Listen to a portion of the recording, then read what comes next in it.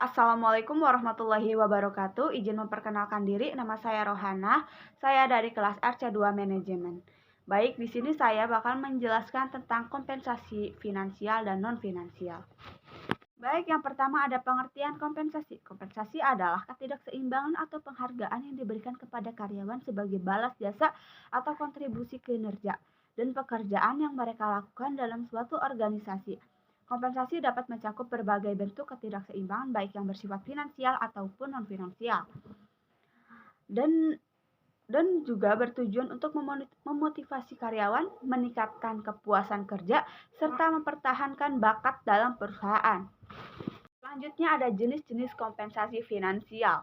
Kompensasi finansial adalah ketidakseimbangan yang diterima karyawan dalam bentuk uang, dan jenis-jenis perbaikan finansial dapat dibedakan menjadi dua kategori. Yang pertama ada kompensasi secara langsung, mencakup semua bentuk pembiayaan yang diterima karyawan secara langsung. Contoh dari kompensasi langsung adalah gaji atau upah tetap, dan juga bonus, ada juga insentif serta komisi berdasarkan kinerja. Dan yang kedua ada kompensasi tidak langsung. Kompensasi ini adalah ketidakseimbangan yang tidak diberikan secara langsung dalam bentuk uang tunai, tetapi tetap merupakan bagian dari paket kompensasi. Contoh kompensasi tidak langsung meliputi tunjangan kesehatan, program pensiun, cuti tahunan dan cuti sakit, fasilitas kerja seperti kendaraan, ruang kantor, dan tempat parkir. Dan untuk yang kedua ada jenis-jenis kompensasi non-finansial. Kompensasi non-finansial adalah ketidakseimbangan yang tidak berhubungan dengan uang, tetapi lebih kepada aspek psikologis dan lingkungan kerja yang mempengaruhi kepuasan kerja karyawan. Jenis-jenis pemulihan non-finansial meliputi yang pertama ada pekerjaan itu sendiri, tugas yang menarik, tantangan dalam pekerjaan, tanggung jawab serta pengakuan atas pencapaian karyawan. Dan yang kedua ada lingkungan kerja, suasana kerja yang mendukung kebijakan perusahaan yang baik, hubungan antara rekan kerja, serta fasilitas yang nyaman di tempat kerja. Dan di sini juga ada pengaruh kompensasi. Yang pertama ada pengaruh kompensasi terhadap kinerja karyawan.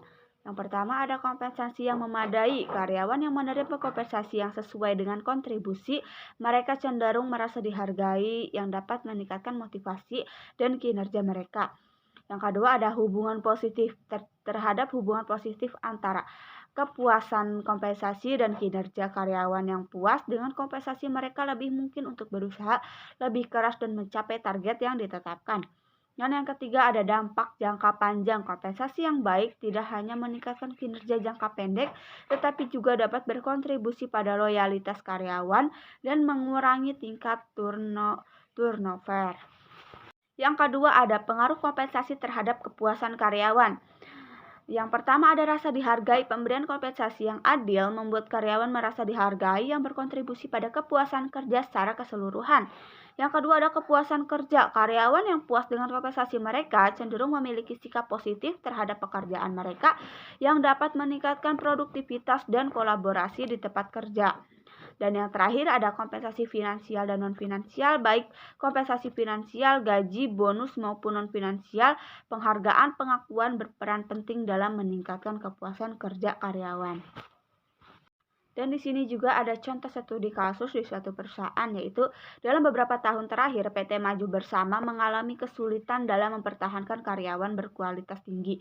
Tingkat turnover karyawan meningkatkan hingga 25% per tahun, dan banyak karyawan yang mengeluhkan tentang rendahnya kompensasi dan tunjangan yang mereka berikan. Hal ini berdampak pada produktivitas dan kualitas pekerjaan.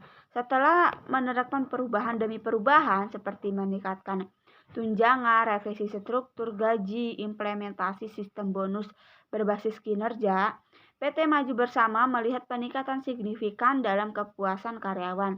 Tingkat turnover menurun menjadi 10% dalam 1 tahun. Dalam produktivitas karyawan meningkatkan, karyawan merasa lebih termotivasi dan berkomitmen untuk berkontribusi pada perusahaan.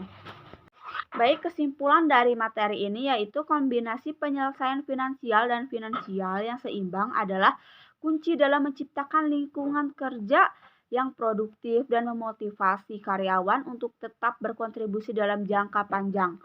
Perusahaan yang hanya fokus pada penyelesaian finansial, tingkat turnover tinggi, dan rendahnya keterlibatan karyawan. Sebaliknya, perusahaan yang memberikan keseimbangan antara kedua jenis pembaruan akan lebih mampu menarik, mempertahankan, dan mengembangkan bakat terbaik mereka.